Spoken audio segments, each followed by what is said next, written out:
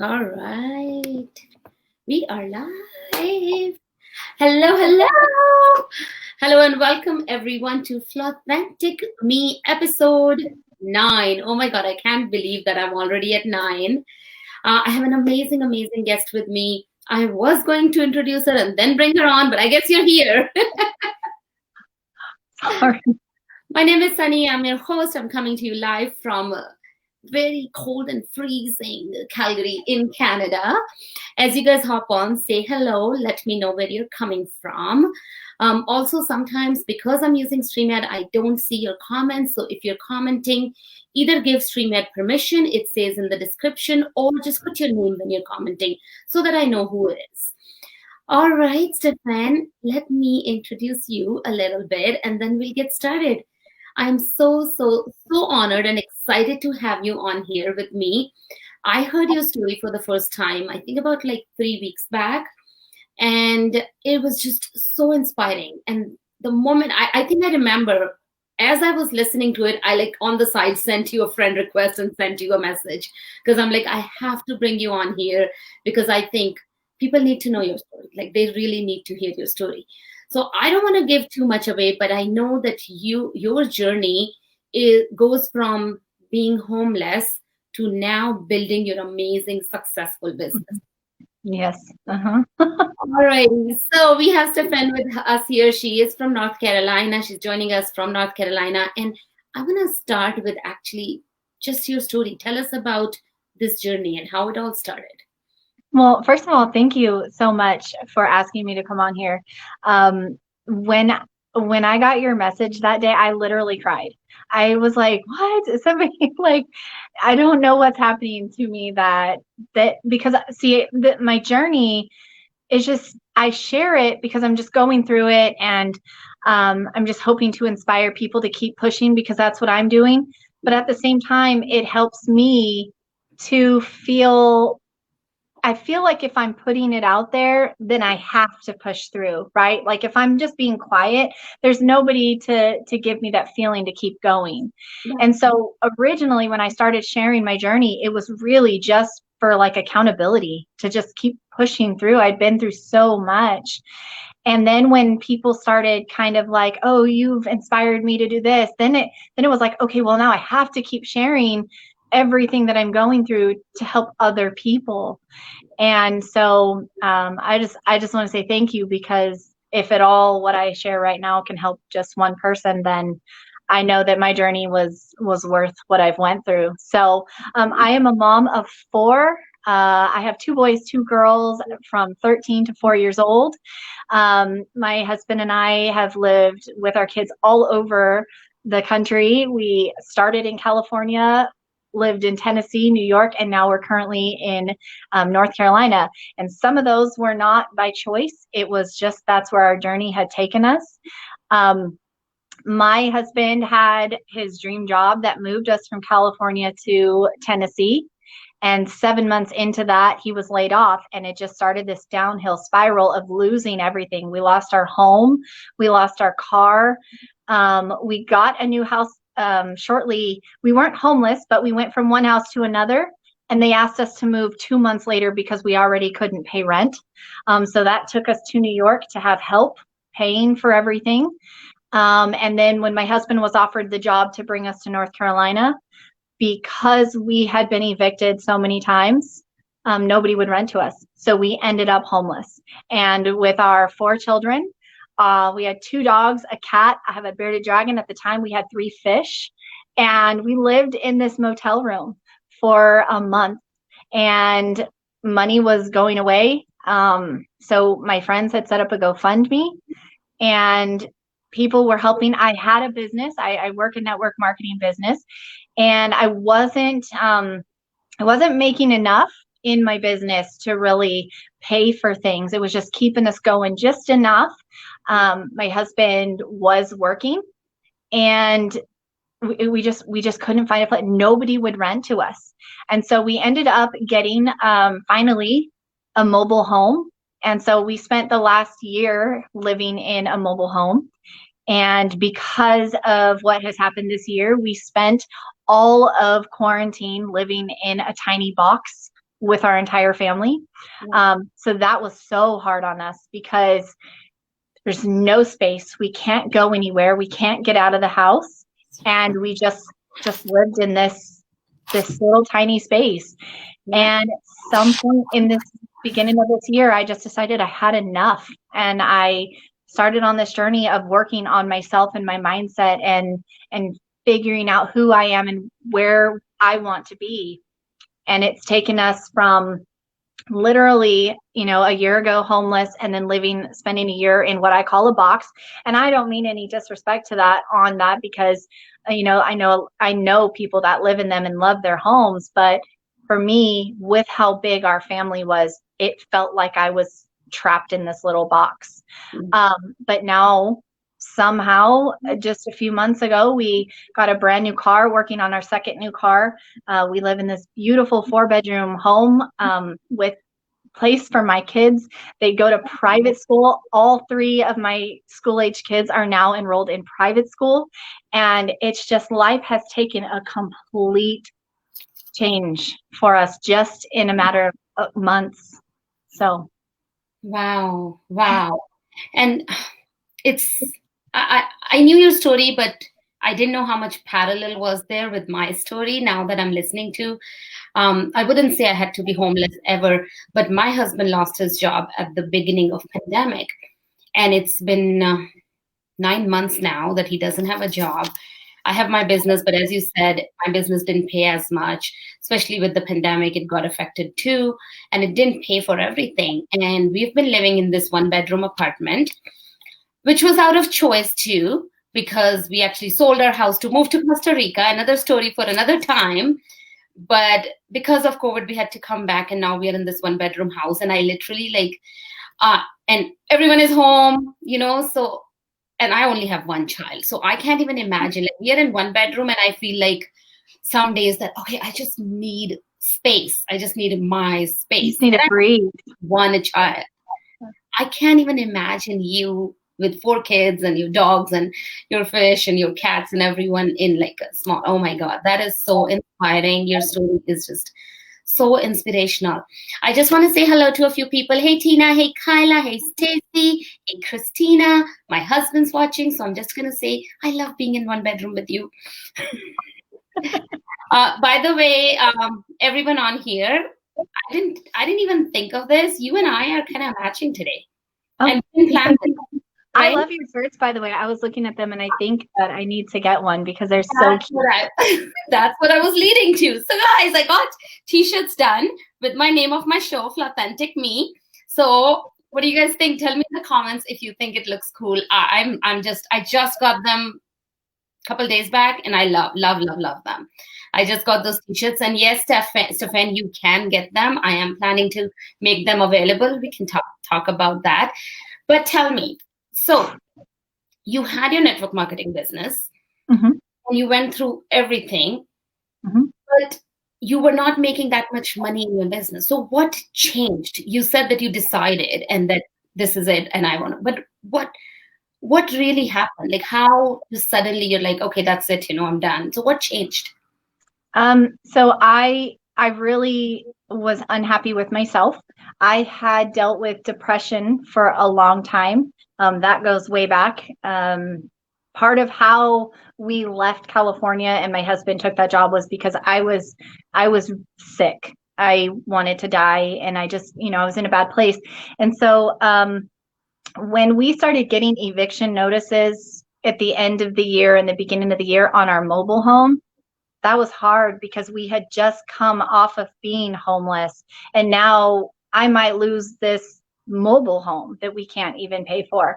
And so I had to do something. And when you're in a place where you're trying to work your business, but all you can think about is the debt and how bad you feel, it's really hard to help other people because you can't help other people if you can't help yourself, right? And so I knew that I needed to change something within myself. And so I really just started a lot more personal development. I hired a mindset coach. I joined a program that literally changed everything in my life and has now led me on a new path for my life. So I'm just so grateful that for everything that I went through, because I was forced to be in a position to figure out myself. I was trying to figure out the word, sorry. But I just decided that I needed to be better. I cannot help anyone else if I'm not better. So that's what I just needed to do. Yeah, and so you basically worked on yourself, because that's what I truly believe in, that it is the inner work that we all need to do, and that's the only way you can achieve whatever you want to achieve in life. And I'm seeing so much going on right now. You were on a podcast as a guest, and you're on here. You were also asked. There's a lot of stuff going on right now. Tell me more about that. Yeah, I don't know, like everything just kind of exploded. It was so amazing. I was asked to, and I think that's where you heard my story. I was asked to be one of the panelists on an event, on a live event.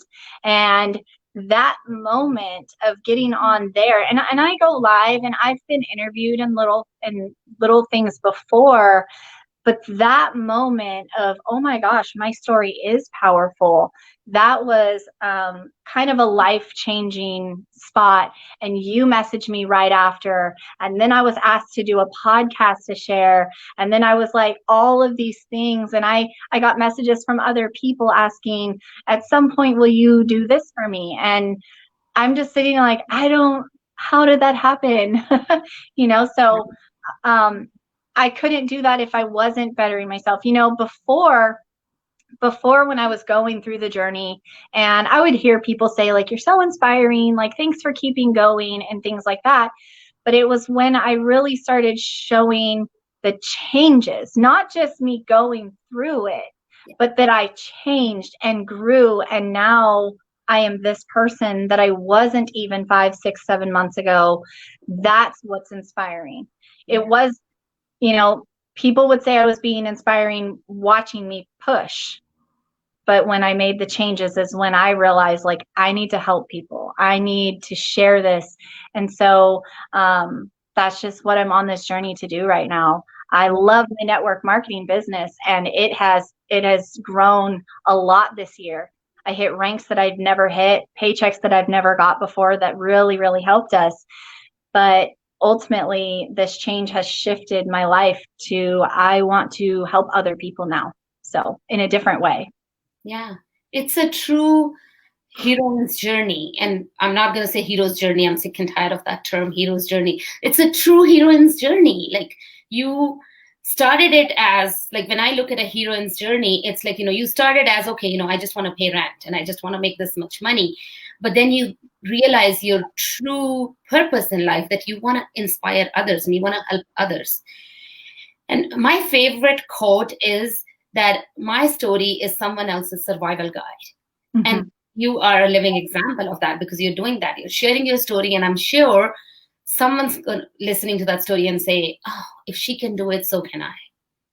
Right? That's what I hope. I hope that I went through what I went through, not just for nothing. I know that I'm growing, but that's for me. But I look at these mountains and these things that I've had to overcome and these things that I've had to do as blessings now. So someone else might like, oh my gosh, you've been through so much. How did you do it? And by changing my perspective, when something now comes at me, to, all right, this is going to show me something new, make me stronger. Who am I going to be able to help when I tackle this? Like, that's my thinking now. I'm no longer looking at things as something happening to me. I'm like, this is happening for me, because it's going to make me grow. And I look at every opportunity to grow, to help other people.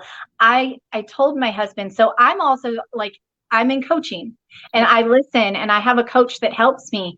In the beginning, I was listening to learn, to better myself. And now that I feel confident in where I am and where I'm going, and now I want to help other people, and I'm moving into coaching. I now listen to teach.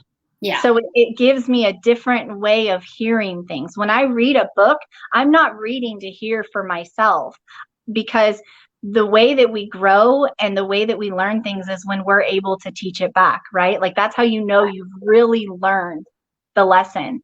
And so when I've changed the way that I hear things and the things that I read to everything is I'm learning, I'm reading and listening so I can teach someone else and show them, it changes me, and I learn it. I'm like, yes, this is awesome. So yeah, that's exactly the process I'm going through right now. You and I have the same coach, Kathleen, and I'm so grateful for her and for Bob Proctor and the program that I'm in. But I'm going through the same now. When I'm like watching my lessons and I'm doing my work, I'm thinking, my mind is going, okay, how can I help others? How can I help others transform them as well? Okay, I have a question for you. So you are changing your thoughts, and that's what you told me, that, once you change your thoughts, you can literally change your life around. I want to know about your husband. Is he also into this material, into this with you, or is he like my husband and he's like, whoa? So my husband tells me, don't make me do anything. I don't want to. And I'm like, okay, so what I'll do is I will put it on in the background. I'll sit in the same room as him. I'll play it loud enough where I know he's listening. And what happened is over time, he would come to me and ask me something. And so when he was working back a few months back, he actually was given the position. He was the district manager, and he had teams and everything. And so he would call me and he would say, hey babe, what was that Bob Proctor quote that he said on? And I'm like, you're listening. So he's like acting like, oh, it's, whatever. I don't want anything to do with it. But he's going to work and he's teaching his guys whatever he heard on the lesson I was playing. Yeah. And so what's happening is he's listening, he's now teaching it. So I noticed changes in him. So even though he's still trying to no, I don't want to, then all of a sudden he's like, oh, I was listening to this book. And I'm like, what? So while he's driving, he's listening to Audible and listening to books, which he hadn't done before. So there's changes in him. And ultimately what ended up happening is even though he's not diving into the material like me, it did change something in him. And it shifted to where now he's watching me manifest in these things. And he's like, okay. And he decided to quit his job right after we got our new home. Wow. Right the month after we bought a new car.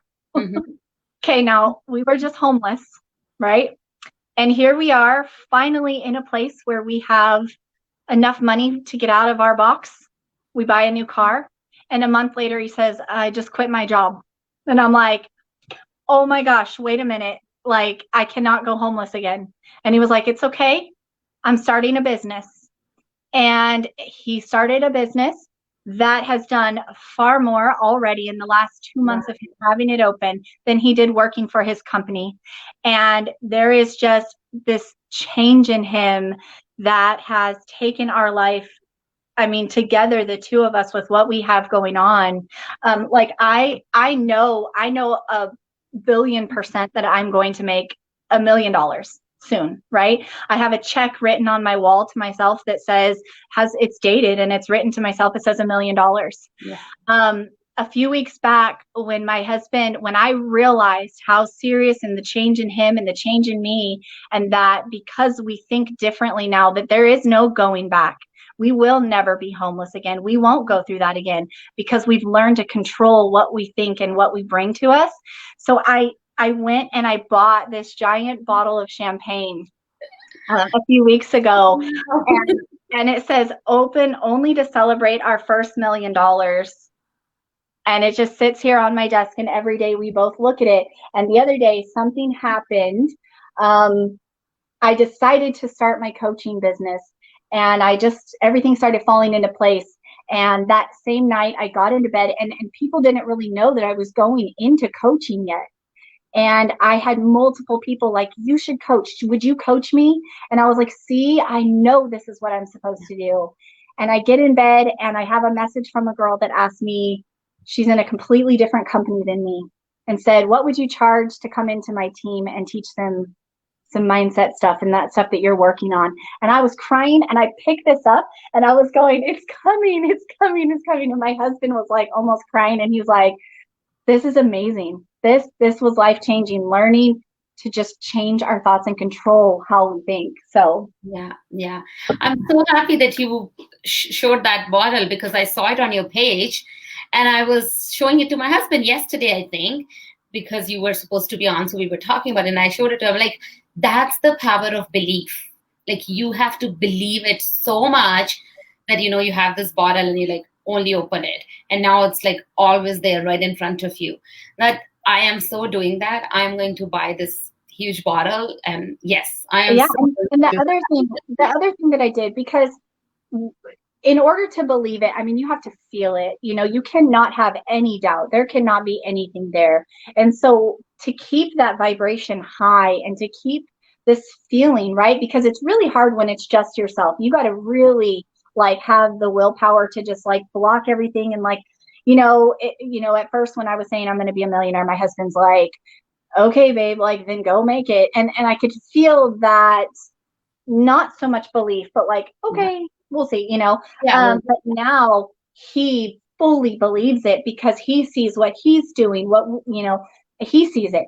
So now what we've done is one night at dinner, I asked my kids, because I tell them I'm going to be a millionaire and stuff. And so now this whole thing in the house, and at first my kids were like, okay, yeah, we're going to be millionaire. They know we were homeless. They know, they're like, yeah, okay.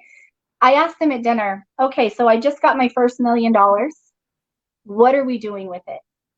And we just sat at dinner, and I just let my kids' imaginations just run with what was going to happen with this $1 million.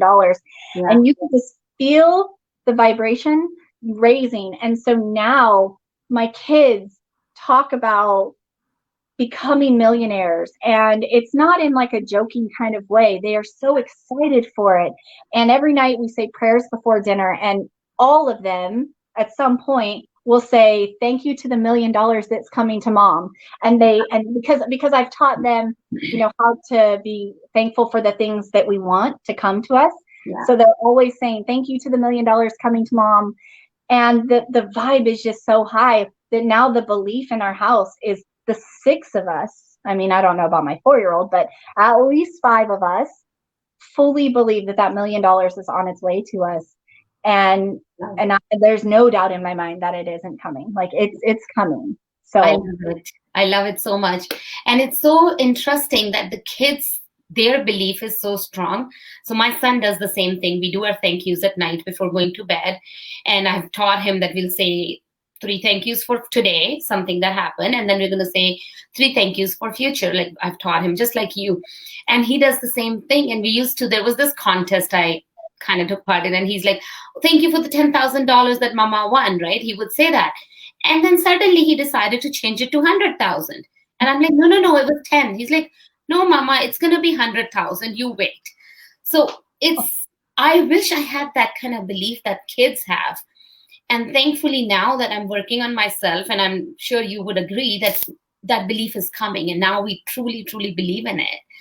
And it's so funny that me and my son, we worked on a vision board together, and he's like, I live in a mansion near a beach. And I was like, I like this kid.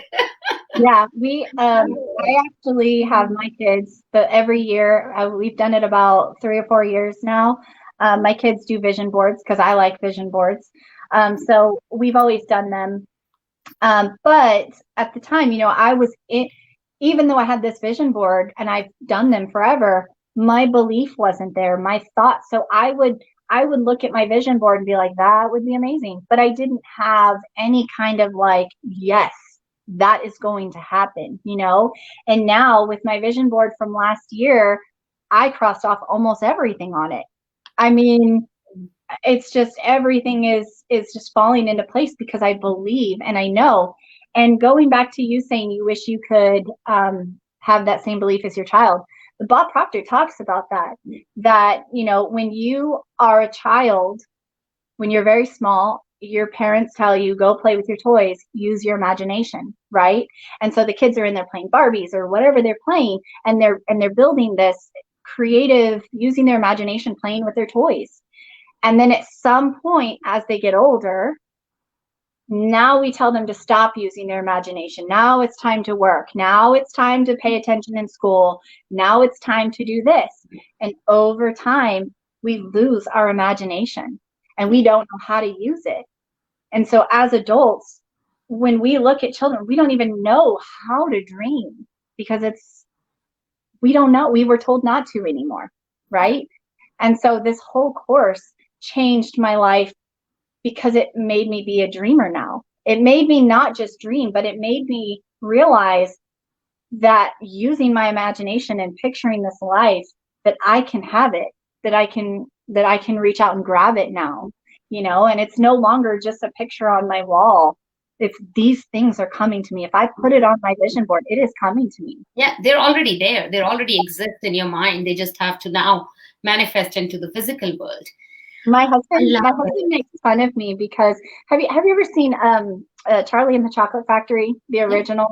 Okay, you know when Mike TV, when he's playing with a candy bar and it like goes into the little pieces and then it like goes, you know, okay, so that's what I always tell my husband. That's where my $1 million is right now. It's like in the little particles and it's like, oh my gosh, however you need to see your money coming to you.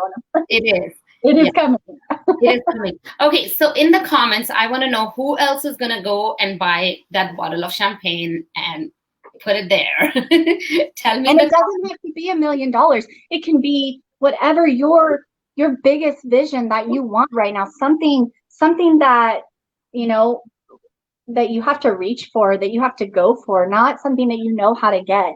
It's got to be something that's going to be life-changing for you, but it doesn't have to be $1 million. Just whatever that thing that would be life-changing, put it on your bottle. Exactly. It has to be a goal that scares you, right? Something really, really big. I love it. Okay, so we're going to end because we're about at 30-minute mark. What do you want to say at the end to anyone who's listening and you think that, you know, they can do this too? Yeah, it really does come down to changing your thoughts, and it will change your life. So the biggest thing that I have learned is to just change perspective. If you just start looking at things from a different point of view, instead of looking at things that are happening to you, look at things that are happening for you. Look at it like, what am I supposed to learn here? What is this giving me? And if you just change your thoughts and try to do everything in that positive way, your life will completely change.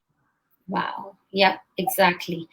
Thank you so much. So much. Like, I love this message. You know, if you can hold it in your mind, you can hold it in your hand. If you truly believe it, and just change those thought patterns. Stop talking negative to yourself. Stop putting yourself down. Believe in yourself, you know. Be yourself. Be Flawthentic, you know. We all have the flaws, but we gotta stay authentic to our true self and believe in ourselves. Like, I love that message. Thank you so much for hopping on. Thank you for having me.